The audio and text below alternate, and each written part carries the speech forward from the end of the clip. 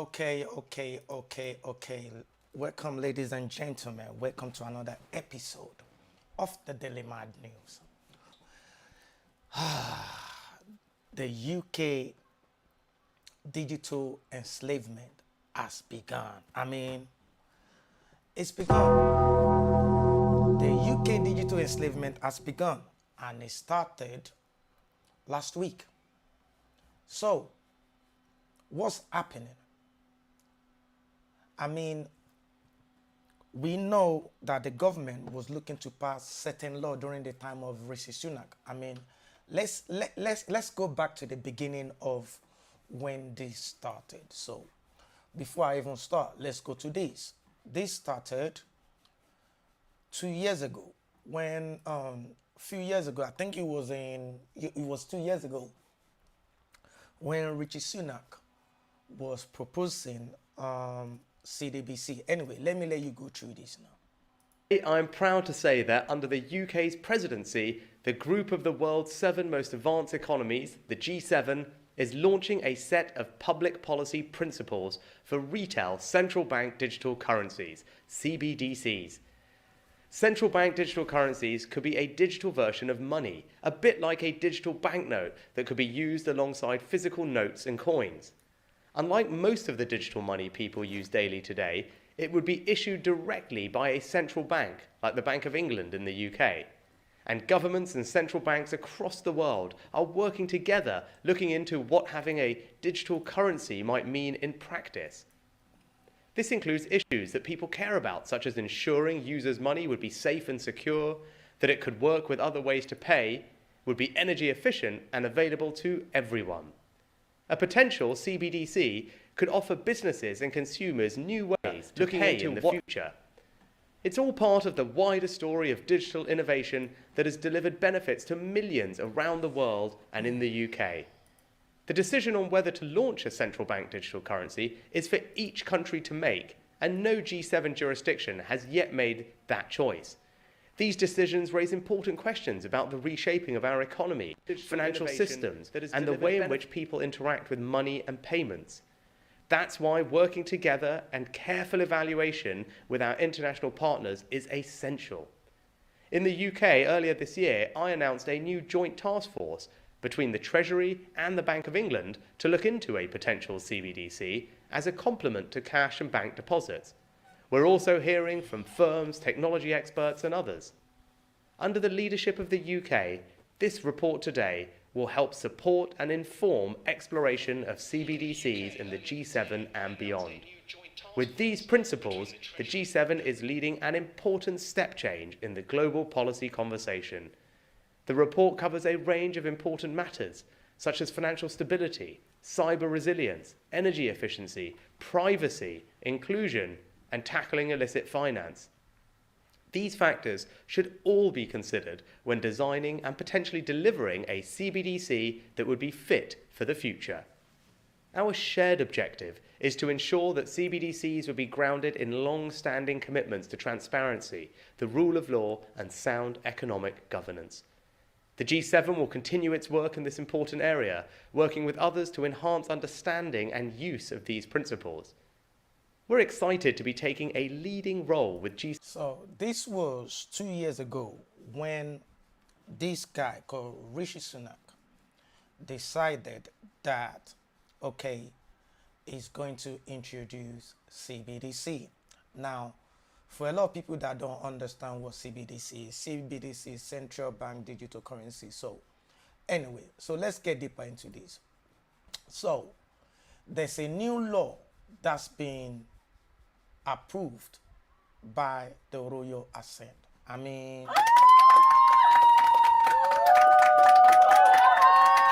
not even funny. This new law has been approved by the Royal Assent. Guys, please give us a like, please. Because every time I go into this, because I don't get like, YouTube keep cutting me off. Now, so on the 20th of June, this new law got Royal Assent. So let's look deeper into what this is. So this is the UK Digital Identity Legislation, which has now passed another important milestone. So what is the milestone? The government is making sure that people and businesses can access trusted and secure digital identities for all their needs across the UK economy system. So this is what they're proposing here. So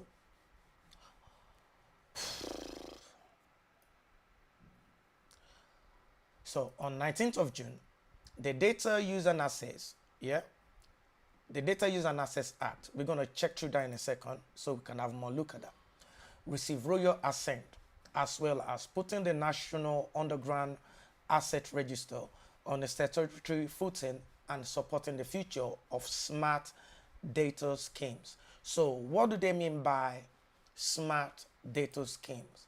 Let's have a look now. So this is what the government is telling us about smart data scheme. Please, everyone, please give me a like and share, please, before they shut me down. So what they're saying is, with this new law and how they're going to implement it, I'm letting you know now what's going to happen. What's going to happen is that the government is going to make everybody download this app. This app is going to be mandatory. I'm going to take you there so you can see what I'm talking about. So through this mandatory app, you'll be able to verify who you are. Now, all your digital footprint will now be assigned to that digital identity. Now, there's also going to be something called carbon footprints. All this we're going to be going into shortly. So let's go through. British people will benefit from new laws which will make their day-to-day life easier. Yeah, that's what they're saying. From slashing grocery bills and cutting traffic jams to speeding up NHS diagnosis, as the government delivers on manifesto commitment. I know words, I have the best words, but there's no better word than stupid. Let's look more into this. So this data, which we are talking about, because you have to understand that you are the data, but let's just go about this Data Use and Access Bill. It becomes law to unleash the power of data to help working people save money and time. So, new data regime will reduce time people spend stuck in traffic and give NHS staff more time with the patient. I don't know how they're going to do this because obviously it's going to be monitored and controlled. Now let's look more into this. It's saying that the new law will inject 10 billion into the British economy over 10 years, helping the government deliver on its growth mission in the plan for change and kill manifesto commitment. So let's go deeper into this here. We're talking about, this is what I was reading before. So, is it going to be mandatory? We're going to find out. So what happens next? When the king formally approves a bill that has passed all stages in the UK Parliament and gives royal assent, it becomes law and an act of Parliament. Now,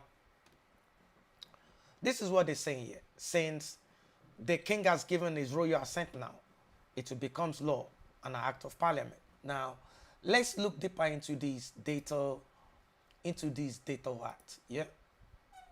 So, according to the UK parliamentary bills here, this is the Data and Use Act 2025. It's a governmental bill. Originated in the House of Lords this year, we've seen that it was actually given royal assent on the 20th of June 2025. But like I showed you earlier, this bill was part of the shake-up that Rishi Sunak was bringing out back in that time. But let's go on with this. So this bill here, a bill to make provision about access to customer data and business data, to make provision about services consisting of the use of information to ascertain and verify facts about individuals, to make provisions about the recording and sharing and keeping of registers of information related to apparatus in street. Remember that, apparatus in street. Yeah? To make provisions about the keeping and maintenance of registers of birth and death. To make provisions for the regulations and processing of information relating to identified or identifiable living individuals. To make provisions about privacy and electronic communications. To establish the Information Commission. To make provision about information standard for health and social care, and to make provision about the grant of smart meter communication licenses. To make provision about disclosure of information to improve public services delivery. To make provision about the retention of information by providers of internet services in connection with investigation into child deaths. To make provision about information for purposes relating to carrying out of independent research into online safety matters. To make provision about the retention of biometric data. To make provision about services for provision of electronic signatures, electronic seals, and other trust services. To make provision about the creation and solicitation of purported, initiated, intimate images and for connected purposes. Guys, how many provisions are there? I mean, let's go through this. First provision, use of information to verify facts about person. Second provision, recording and sharing and keeping of registers. Third provision, make the keeping or maintenance of registers of birth and death. Fourth provision, to make provision for regulation and the processing of information relating to identified or identifiable living individuals. Fifth provision, to make provision about privacy and electronic communications, to establish Information Commission. Sixth provision, to make provision about information standard for health and social care. Seventh provision, to make provision about the grant of smart meters and communication licenses. Eighth provision, to make provision about disclosure of information to improve public service delivery, to make, is it eighth or ninth provision? To make provision about the retention of information by providers of internet services in connection with the information investigation into child death. Ninth provision, to make provision about providing information relating to carrying out of independent research into online safety matters. 10th provision, to make provision about retention of biometric data. 11th provision, to make provision about services for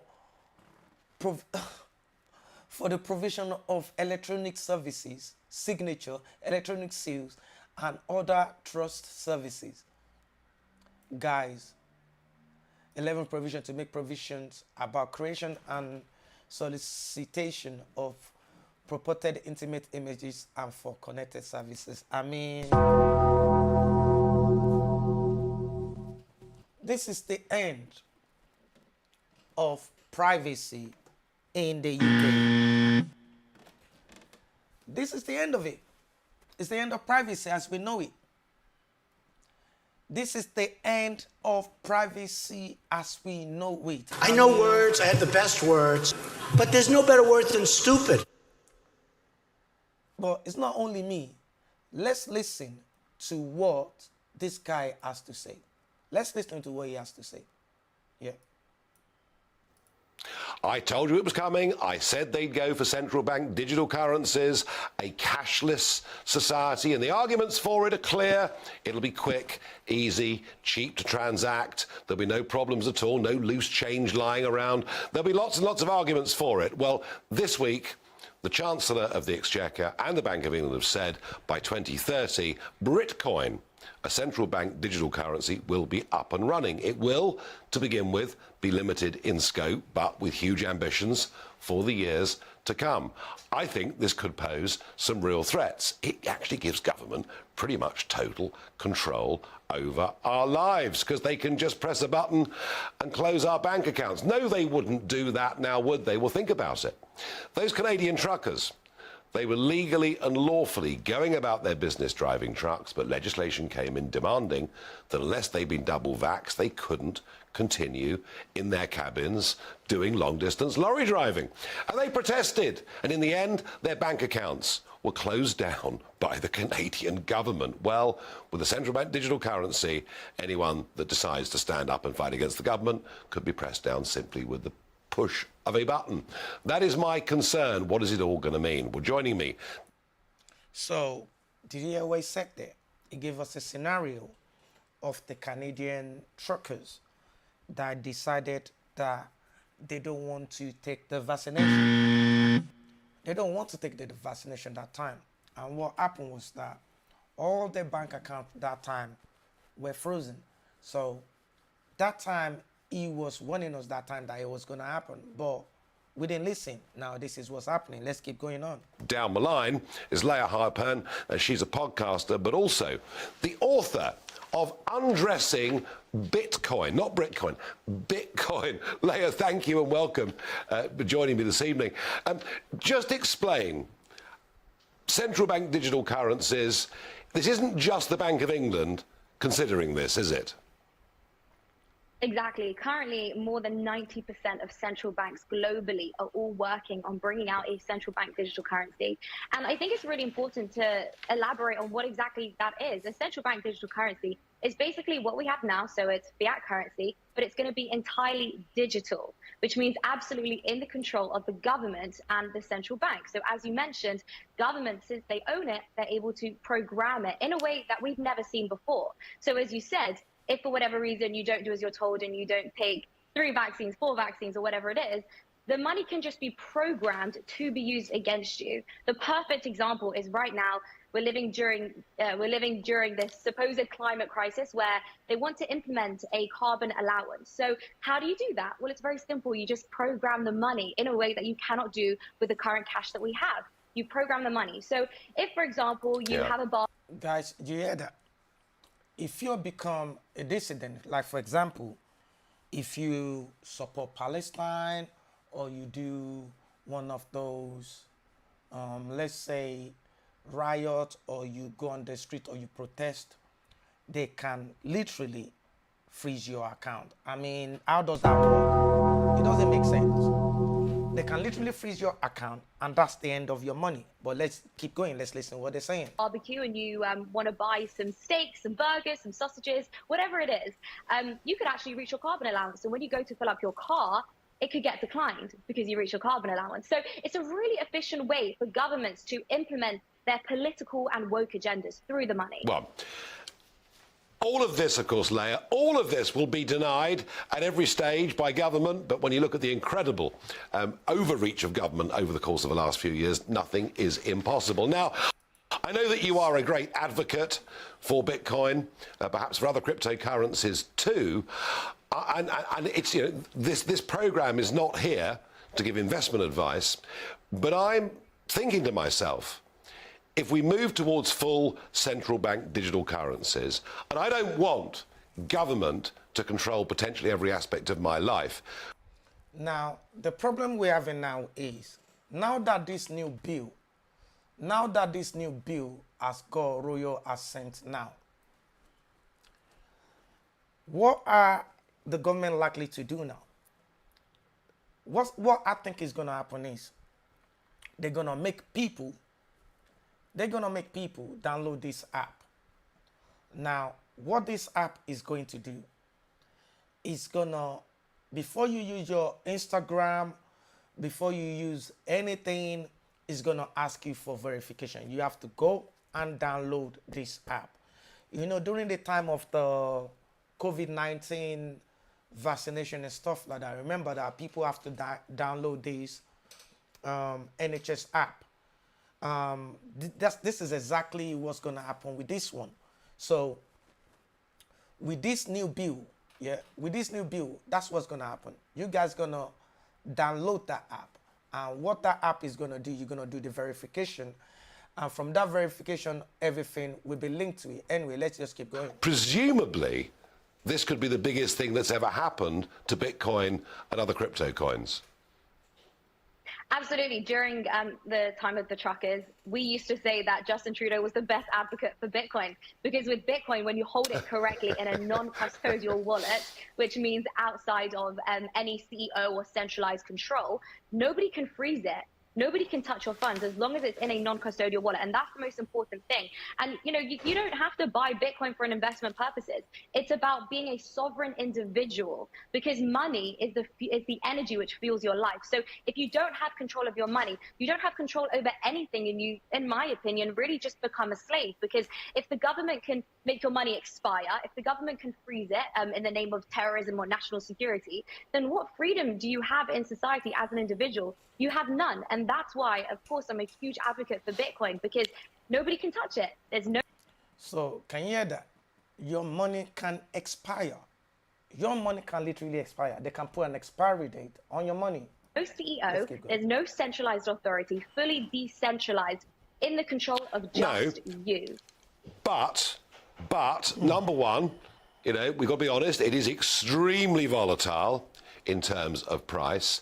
And number two, we have seen a very large number of bankruptcies in what is a pretty unregulated market. So there are risks here, aren't there? So I'll start with the price. Firstly, it is volatile. Everything is volatile. But if you zoom out and look at Bitcoin over the last decade, you can see that it is moving on an upward trajectory. Again, this isn't investment advice, but long term, if you do zoom out, it does seem to be some form of store of value. Secondly, with regards to bankruptcies, those are centralized exchanges, and I would never advocate leaving your money on a centralized exchange. That's really the same as leaving it in a bank with no insurance and no regulation, so don't do that. Nope. Okay. Well, Leah, thank you once again for joining me on this program. So, guys, the reality aspect of it is the new law they just created now.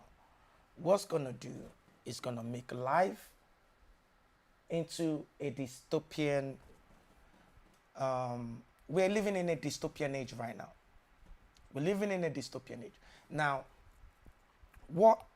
the saddest part of this situation is that the same time they're passing this law, the same week they're passing this law, they also passed the law on abortion and the law of assisted dying. Now,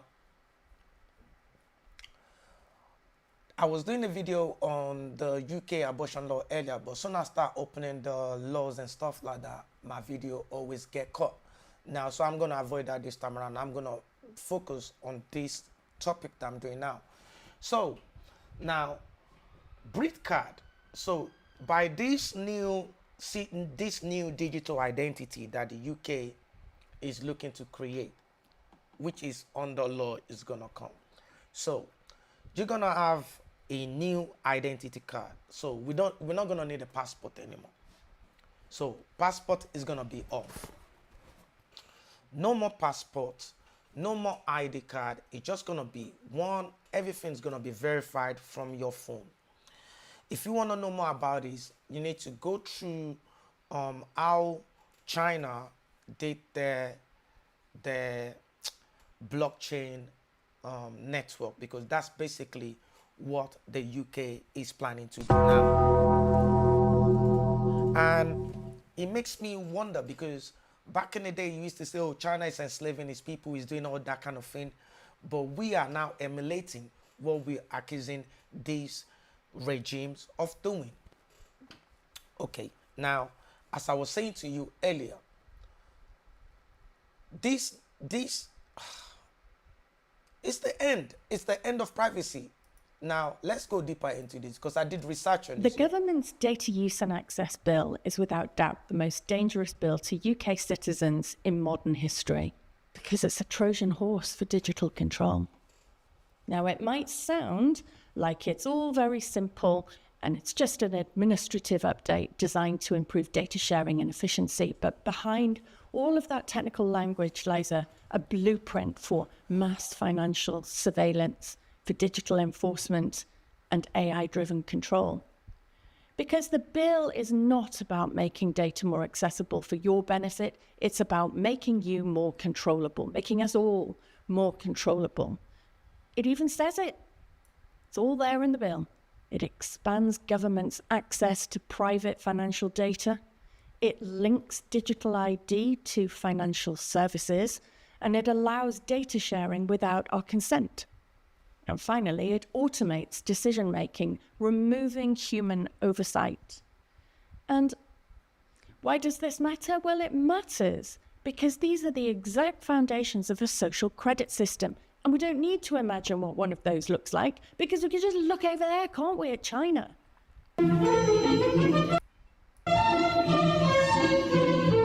Guys, A social credit system is a benchmark for control. So imagine a world where every financial transaction, every online interaction, and even your ability to travel or access public services is all controlled by government digital systems. And it sounds dystopian because it is. It's already there. We can see how it's implemented in China. And it was designed to reward good citizens and punish those who step out of line. So if you spend your money on the right things, you get discounts and special privileges. If you criticize the government, and sidebar, we already know we're not allowed to do that in the UK because the police are already arresting people for political posts. And that, of course, is a huge burden on resources. It would be far easier, wouldn't it, to do as they do in China and just freeze your bank account or restrict your travel. now, let's have a look at how China deals with this. So, if you do what I'm doing like right now, voicing out this kind of stuff, this could apply to me. Travel restrictions, ban on purchasing or purchasing plane or high-speed train ticket, denial of luxury goods or travel options, loan credit denial, difficulty securing loans and credit, high interest rates on existing loans, restriction of business licenses and government contracts, higher scrutiny on business operations, bans for high-level government or state-owned enterprise jobs, ineligibility for promotion in certain sectors, just by voicing out an opinion that is not accepted. So I'm just letting you know what this might lead to. Or your internet access, making you a digital outcast. If you fail to comply with the narrative, you might be denied access to further education loans. Now, let's go deeper. Internet and social media restrictions, slower internet speed, forget broadband. Because of you, they're going to bring back dial-up. They're going to bring back dial-up. The same phone you're using, you're going to be using it for internet. I mean, I remember when I was growing up, for us to use the internet, we have to use the phone. AOL, we have to put a CD of AOL into the computer. And they have to dial waka, waka, waka, waka, waka.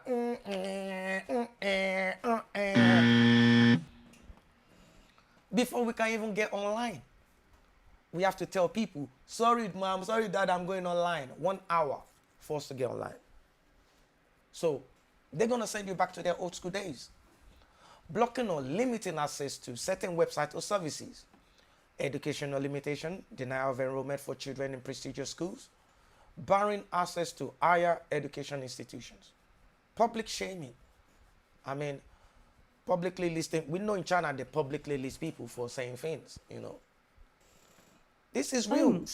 Or in extreme cases, even medical care, you know, if you're not maybe vaccinated. and it was all, digitally linked together in your special U file. Now, I was going on earlier and see if this thing is actually gonna be optional. Yeah. I thought this thing was gonna be optional, maybe volunteered situation. Now, for those people that are very, very smart, I want us to analyze this English very well, because I think the government thinks they're smart. So let's have a look this. So this is the bill. So if you go to dma.gov.uk, you can see the Data Marketing Association. Yeah, you can see them there,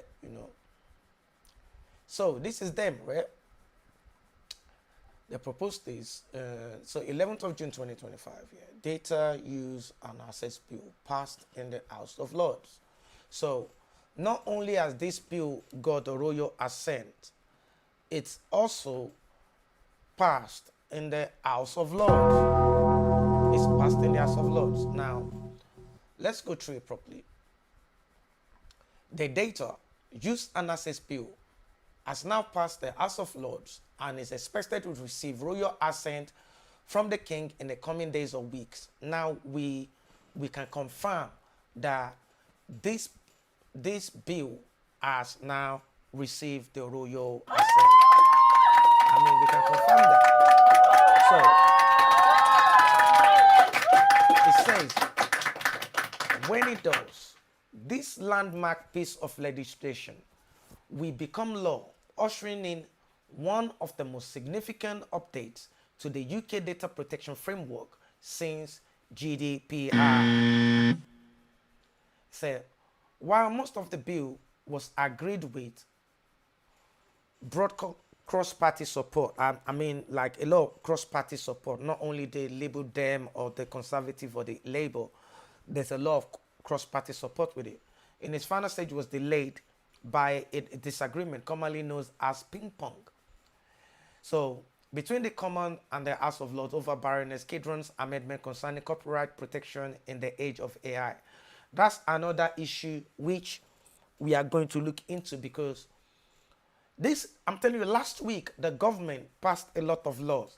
They passed a law on decriminalization of abortion up to the time of birth. I mean, they passed a law on assisting dying. So it's legal to assist someone to die now. I mean, they also passed a law on this digital and access bill. It's been passed and is already taken as is already been granted the royal assent, And they also passed this law about AI. So basically, what that means is all these AI companies are there. All our data are now free, easy going, easy access, the easy peasy, free for the models, of free to train AI models without us. We are the data without us, yeah, having any share whatsoever or any kind of copyright issue or take back or feedback or any copyright whatsoever from these creators of AI. I mean, so we're basically digital slaves. I mean, if we own the data set, if all these things is taking data from us, we should be able to get some dividends from all this data, because at the end of the day, this data are being sold. So if this data are being sold, how come me that I'm giving you the data, me that you're taking all this data from, that you're training your AI with, I can't even get something out of this data? I mean, it doesn't make sense. It made us digital slaves. But let's just keep going on about this, yeah? Okay, so let's look at the optional here. I want to see where it says it's been mandatory. I saw it there somewhere. I'm going to show you more deeper into this. So this also talks about all the cookies and everything is going to be going through that. So, okay, this is the part. when they're trying to say to us that it's not going to be mandatory, but it's going to be used in such a way that you own your data, you'll be able to share your data, you'll be able to, you're in control of your data, which at the end of the day, you're going to discover that it's all a lie. Now, let's go deeper into this. Now,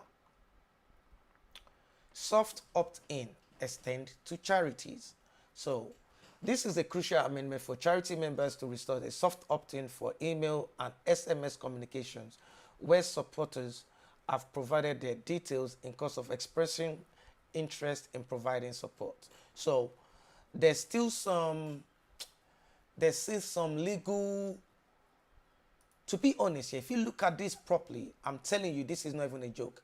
If you look at it properly, there's no opt-out.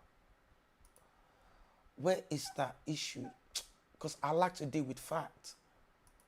I like to deal with facts, okay?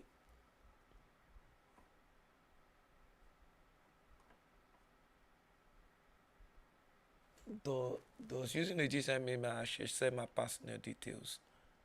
Will this put my data at risk? No, your government will own your data, okay? So, guys, I want you to have a look at this. It's on the government website, man. I mean, it's eye-opening. I mean, it's eye-opening. It's over. It's over. OVER for every single person in the UK right now. I mean, for British citizens, it's over. For us, it's over. Now, there's something I would like to come out from here, man. I know it's linked to the health, so they're talking about how it's linked to the NHS and stuff like that. Yeah, I know it's linked there. Where did they tell us it's mandatory? I'm trying to look for that word where it said it's mandatory. Because I saw it. And I want to highlight it. Because I saw it, I want to highlight it. Because it is now mandatory. You can't come out of it. You cannot come out of this. I'll see now. If I see it, I will let you know. Okay, all I know is now mandatory. Now, part of this whole issue, yeah, part of this whole issue, okay, where did I see if it was mandatory, or should I go search for this? Let me go see if it's mandatory. It should be here. Guys, okay, yeah, okay. There you go.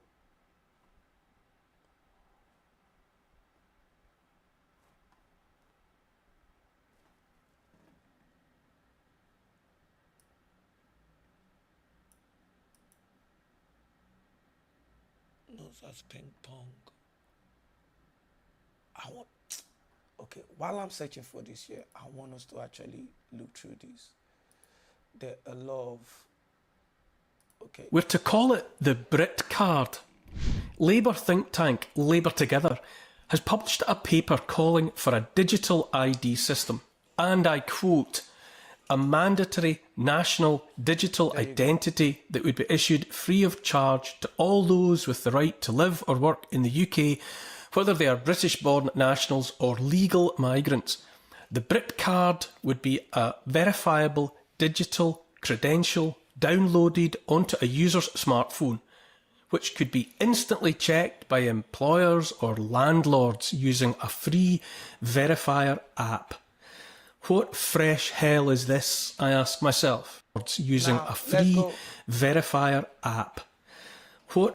I want us to go to right there and say a mandatory national digital identity that will be used free of charge to all those with right to live or work in the UK. Whether they were British-born nationals or legal migrants. The Brit card will be a verifiable digital credential downloadable onto user's smartphone, which could be instantly checked by employers or landlords using a free verifiable app or verifier. I know words, I have the best words, but there's no better word than stupid. I told you guys, you're gonna have to download that app. Before you check your Instagram, before you use any internet services, do you know what's gonna happen? Everyone's just gonna wake up one day. We're gonna wake up one day and it's gonna be like, you need to verify this, you need to verify your finger, put it on your phone, put the phone into your eyelid. I know words, I have the best words, but there's no better word than stupid. But this is basically what's gonna happen. Let's keep going. Verifier app. What fresh hell is this, I ask myself. Does anyone remember voting for this? Or, like axing the cold weather subsidy for the elderly, rejoining the European Union by the back door, abandoning national borders, promising billions of unearned pounds to Ukraine for 100 years and supporting the genocide in Gaza, is Britcard just something else that will just happen? But I digress. Let me quote some more doggerel from the Department for the Profoundly Enraging. Quote, by introducing a mandatory, there's that mandatory word again, a mandatory universal national identity credential, Britcard, the Labour government has the opportunity to build a new piece of civic infrastructure, something that would become a familiar feature of daily life for everyone in the country. It would support better enforcement of migration rules and protect vulnerable British citizens from being wrongly denied their rights. It could end identity exclusion, resolving uncertainty and risk for those whose status is uncertain and providing a quick, secure, privacy-preserving means for everyone to verify their identity and their migration status when dealing with government, when taking up a new job or taking on property. Guys, I want us to look at that very well. Yeah? This is no joke. Something that will become a familiar feature on daily life for everybody in the UK.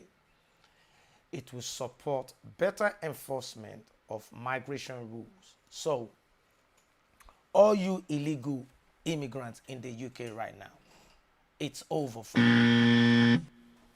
Which is good. It's over for you because you guys are the reason why they want to put everybody into a digital. I know words, I have the best words, but there's no better word than stupid. So it's over for all you illegal immigrants. It will help support better enforcement of migration rules and protect vulnerable British citizens from being wrongly denied their rights. That's a lie. The government is actually going to be the one that's going to be doing this to people. The government's actually going to be the one to do that. But let's keep going. A new job or taking on property. It could lay the foundations for a fully functioning digital identity system that would in time deliver huge benefits in terms of great efficiency and better outcomes in public services, as well as being a driver of growth, building on the existing One Login and gov.uk wallet. Guys, I told you this is what they're going to try and do. They're going to make everyone download an app. You're going to download an app, which is going to be One Login, www.gov.uk wallet. Now, once you download the app, for all you guys on benefit right now, this is what it is. Because right now, you're not going to be getting money no more. You're going to be getting CDBC, Central Bank Digital Currency, which is going to be in form of money, as this guy, I've said it earlier, but I'll show you. Our polling suggests it would be immensely popular. Around 80% of the public support use of digital identity for a range of use cases. I don't know where they get that information from, which is a lie, but let's keep End going. quote. 80% support. Do they really? Even so, I'd say a majority like that would have voted for longer lockdowns as well and mandatory jabs during the pandemic. Guys, CBDC is not money. CBDC is not money. This new law is going to change money into digital money. The government will be able to monitor everything we do. Now, listen to Nigel Farage. He said it there. Listen to him. He's saying it here. Let's listen to what Nigel Farage says. I told you it was coming. I said they'd go for central bank digital currencies, a cashless society, and the arguments for it are clear. It'll be quick, easy, cheap to transact. There'll be no problems at all, no loose change lying around. There'll be lots and lots of arguments for it. Well, this week, the Chancellor of the Exchequer and the Bank of England have said by 2030, Britcoin, a central bank digital currency, will be up and running. It will, to begin with, be limited in scope, but with huge ambitions for the years to come. I think this could pose some real threats. It actually gives government pretty much total control over our lives because they can just press a button and close our bank accounts. No, they wouldn't do that now, would they? Well, think about it. Those Canadian truckers, they were legally and lawfully going about their business driving trucks, but legislation came in demanding that unless they'd been double vaxxed, they couldn't continue in their cabins doing long-distance lorry driving. And they protested, and in the end, their bank accounts were closed down by the Canadian government. Well, with the central bank digital currency, anyone that decides to stand up and fight against the government could be pressed down simply with the push of a button. That is my concern. What is it all going to mean? Well, joining me down the line is Leah Harpern. She's a podcaster, but also... Okay, we've watched this earlier, but this is where I wanted to go. Let's go back to what this guy is saying. Majorities don't get things right. The most you can reasonably say about a majority is that it's just that, a majority. As Muhammad Ali said, people run in packs because they don't feel safe alone.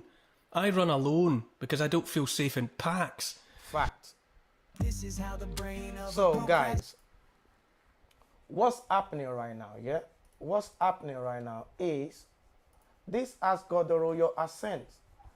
It's got the royal assent right now. We are moving into a digital Britain where every single one of us is going to have a socials on what they have in China. And we're going to download the app. That app is going to monitor us. And that's it. It's done. It's done. It's law now.